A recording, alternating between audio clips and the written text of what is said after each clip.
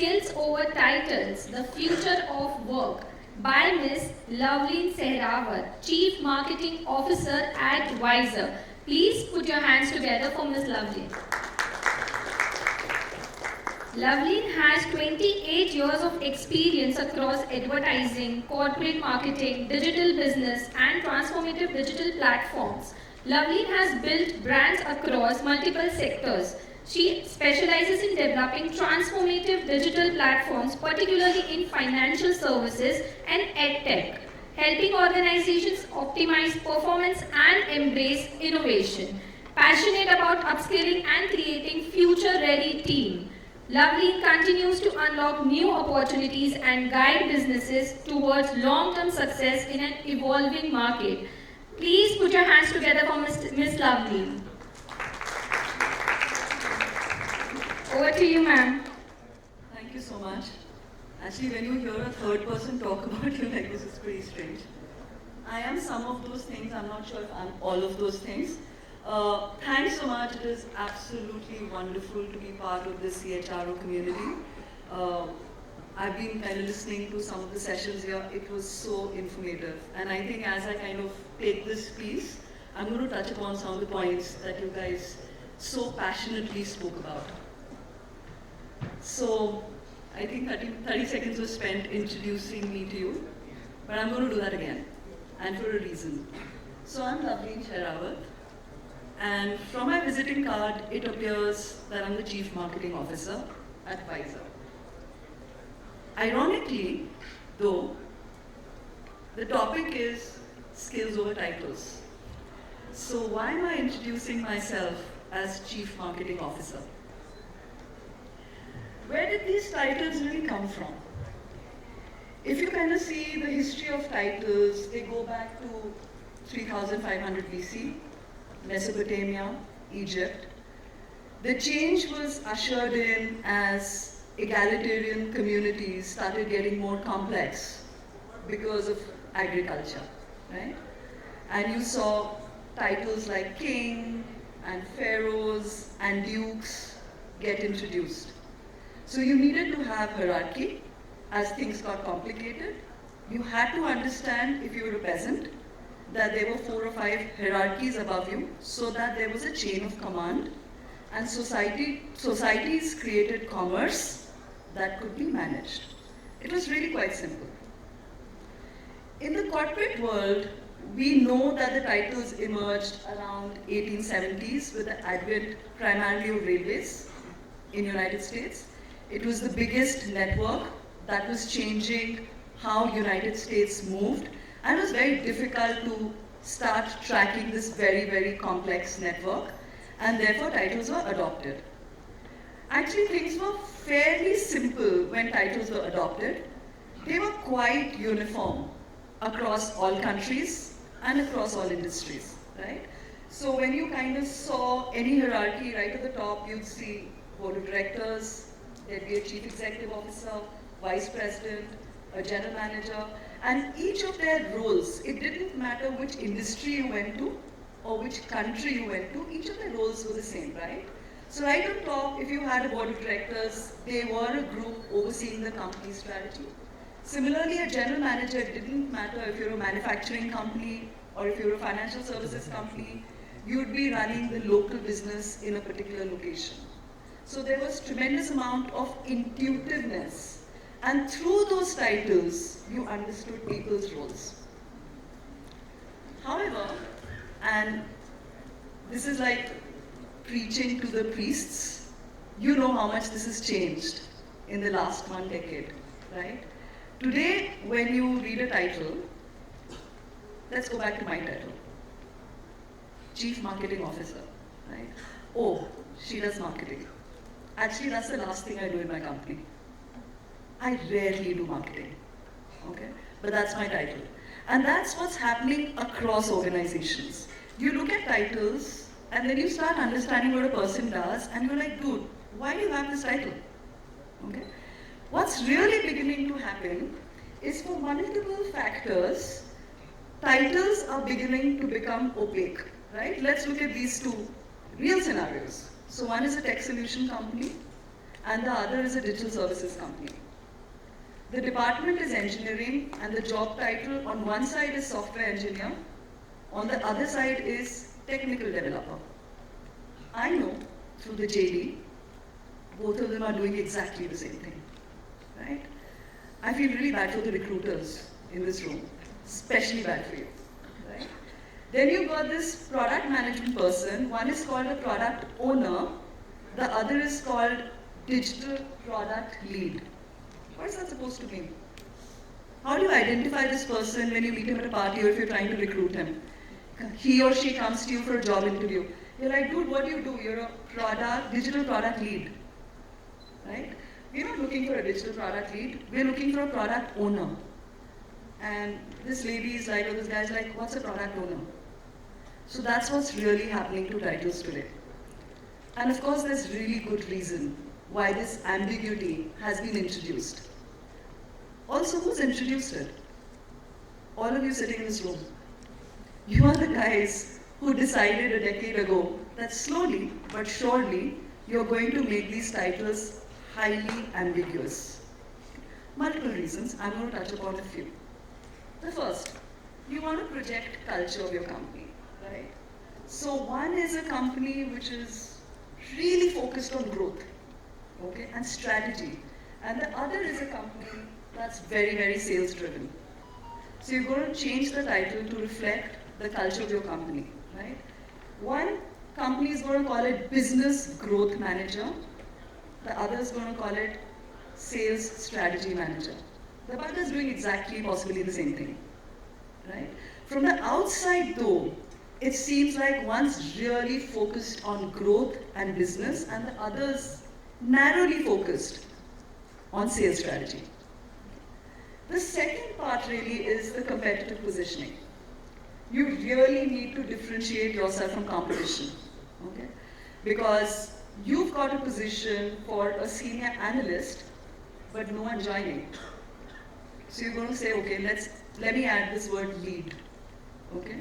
So maybe the senior analyst, for the same salary, will join because it just seems a little more senior, right?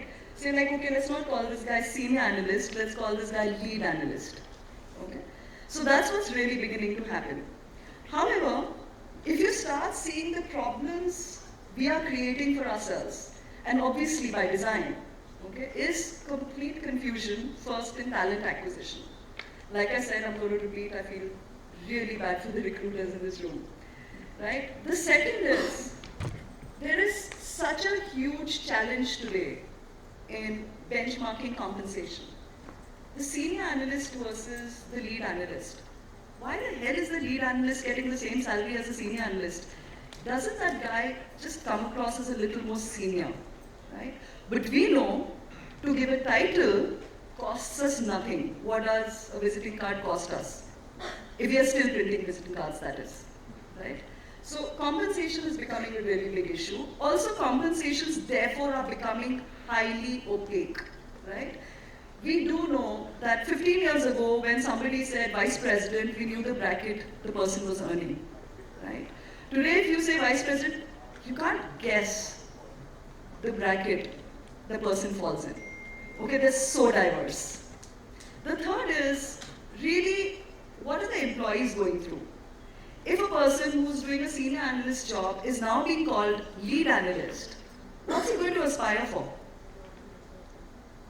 Right? And then, God forbid, he decides to leave your company and actually go to another company with a promotion, and now they are offering him lead analyst. He's like, dude, that's what I've been doing for 3 years. Right? So this has created such a huge confusion. But really the biggest disruptor, and we are going to talk about this, is the skill factor. The skill factor has completely destroyed titles, even though corporates stubbornly hang on to it. So what's really happening here? Number one, there is deepening of skill gaps across levels. Okay? So rapid, like crazy, dynamic tech progress is changing industry asks across hierarchy, right? That's leading to the second big problem. We know that, for example, Gen Z may have a natural proficiency towards some of the emerging skills because they're born in this age. And you know, it's not going to be a surprise to you that a lot of Gen Zs may actually know more than their managers, right? So are they really respecting the hierarchy? Is the manager secure about his job? Have you ever thought about why this new word toxicity, which did not exist in the corporate culture till 10 years ago, is now the most used word by Gen Z? What happens when you're sure you know more than your boss? A, the boss gets very, very insecure and starts treating you a certain way. And B, you get very disillusioned that you're not going to learn anything from working. I think all of us are familiar with the old 70-20-10 network system, right? 70% you learn on the job, 20% you learn from a person, and 10% you learn from training. Are people really learning 70% from a job? Are their managers actually able to teach them today, or is it the reverse? Right? Number 3, bid for talent is disrupting pay hierarchies. Who knows that better than you? Right? So the salary is 10 lakhs, no one joining. Let's quietly make it 12. Okay, 12.5, but the manager is only earning 13. We won't tell anyone. Right? So because the salary disruption has to happen because you're constantly buying talent. Let me rephrase that. Now you're buying skills, but no one's really articulating it. The truth is, you're going into the market today and you're bidding for skills, and you're breaking your salary hierarchy every day. But because inside the system hasn't changed, the salary structure is even a bigger mess than the title structure today. So let's keep it opaque, because if it's opaque, at least the problem is hush-hush, right? And the fourth, how many of you have your CEOs coming and saying, hey, this function head has been with us for 20 years, I don't want to upset her or him, but can we just create a cross-function team for this project with the younger Gen Z guys, right? So you have more and more cross-function teams coming together to lead important projects. The functions heads are not even part of it because somewhere the leadership feels that the function heads don't have the right skills. Right? They may have the title, but they don't have the skills. So what's really happening? Skills have already disrupted titles, but we are not actively engaging in this conversation. So yes, this is the time you should be looking at me saying, Miss Chief whatever. It doesn't matter what they call you. What really matters is what you know. What are your skills? So what are my skills? This is my visiting card. It doesn't matter if I'm chief whatever. That can be at the back of my card, right? What really matters are the skills that I possess, the business outcomes they will drive, the teams I will lead, and the respect my teams will have for me. So let me reintroduce myself. Hi, I'm Loveleen Sahrawat. My skill proficiencies are, I'm advanced at business management, I'm an advanced at brand marketing, I'm an advanced at product management, I'm advanced at omni-channel strategy, I'm advanced at thought leadership, I'm intermediate at entrepreneurship, and I'm still learning data analytics.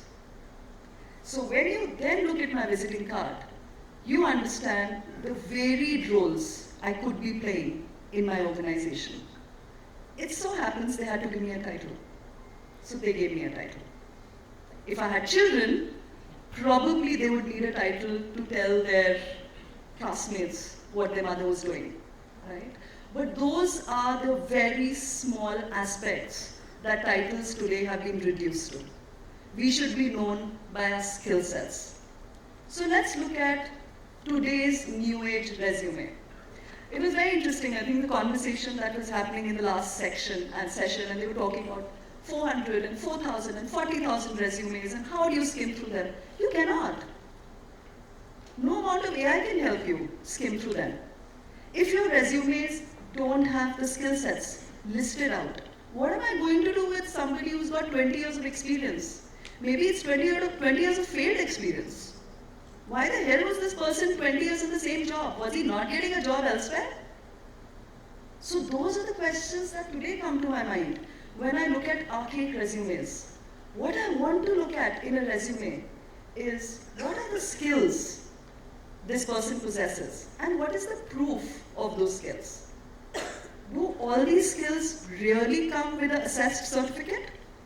Or people just making up stories? I love resumes. You know, they are the new age fiction of corporate world.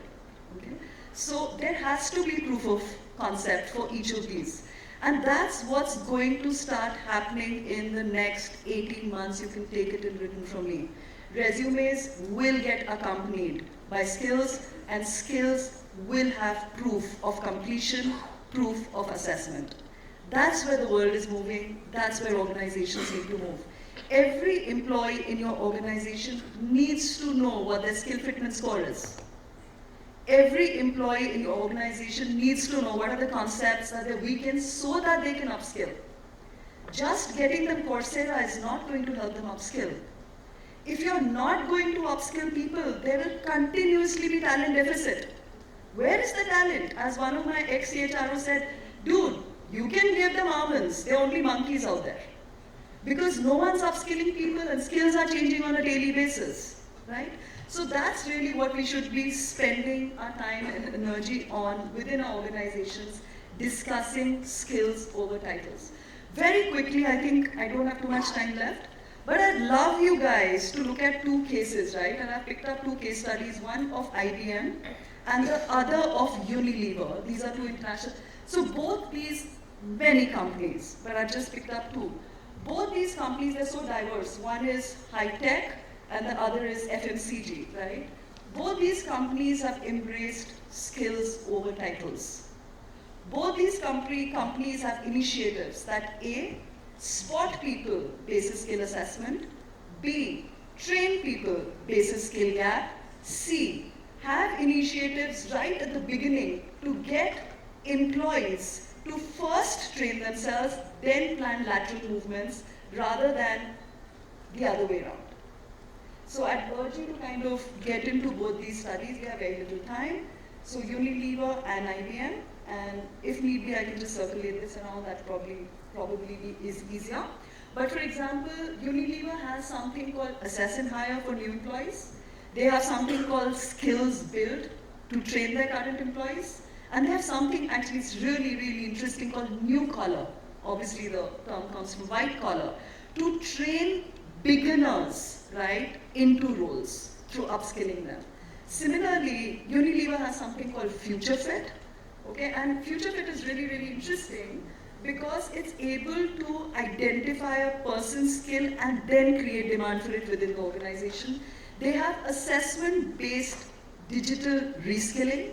Now, it's obviously proven across the world that upskilling doesn't work. Nobody likes to study. Come on, I'd rather watch Netflix than do upskilling course, even if it's for 8 hours. But if you put me through an assessment, and God forbid I get a 4 on 10, I can't sleep at night then. Because I know I got a 4 on 10, my manager knows I got a 4 on 10, and there are at least 6 concepts I need to be upskilling on for me to be able to do my current job well. So guess what? Because I will lose sleep on it, I will stop watching Netflix for a week and probably start upskilling. Just to kind of tell people, oh, we bought this really expensive Coursera license for you, and now why don't you get enthusiastic and jump with joy and start upskilling? Dude, people have better things to do. So if there is no self-realization through assessment, people are not going to upskill. Once they have self-realization, and I think Unilever is a really good case in point. So obviously the results kind of speak for themselves. So I'm going to leave you with these 4-5 points. First is, there are 2 kinds of skills in your organization at this point across all your functions. The evolving and the emerging. Evolving skills are the old skills which are changing every quarter. And emerging skills are the new skills like Gen AI, right? Everyone keeps talking about Gen AI, whatever. These are the news. So firstly, use professionals like us to understand across your functions what are the evolving and emerging skills for your entire organization. That's really, really important. You can't just have functions and departments and sub-departments and job titles any longer. It doesn't work, right? Second, please embrace assessment-based upskilling. It's in fact cheaper than buying a full Coursera license, which no one's using, right? Probably all your employees don't even need upskilling in everything, right? So you need to understand at a very personal level who is doing what is their skill fitness score, what are the concepts they're weak in, and only for those concepts, maybe it's 8 hours, maybe it's 15 hours, very sharp targeted upskilling so that employees are motivated to upskill themselves and you have a more talented and trained workforce, right? So, culture. There was a time, and we were very lucky, right? I kind of passed out in the 90s, we finished college, we finished our MBA, and we didn't have to study ever again. Like I said, 70, 20, 10, right? 70, we were learning on the job, and 10 really meant, okay, we're going to Lonavala or whatever place and we're partying, okay? Today, that has completely and entirely changed. Learning has to be a culture. Every employee, every boss, and I must say this, the problem is not so much just with employees but also their managers, right? Because nobody likes to learn. Nobody likes to study. So if you're just depending on managers to kind of promote learning and upskilling within the organization, remember the manager is also a human being. He also likes his, she and he, they also like their Netflix, right? Why do I have a negative bias towards men? I love men. So it's both, like everyone likes their Netflix. So if the manager is not going to be able to take out time to upskill, why are they going to promote a culture of upskilling? So it will have to be assessment based, and upskilling will need to become a culture, learning will need to become a culture. Last and not the least, adopt this term called skill fitment. What's your skill fitment? That's a question that should become a ritual in every organization, with every employee, every time you're kind of planning the career or you're hiring a new person. Simple first question, what's your skill fitment score? And then get on to the resume. Thank you very much. Really appreciate you listening.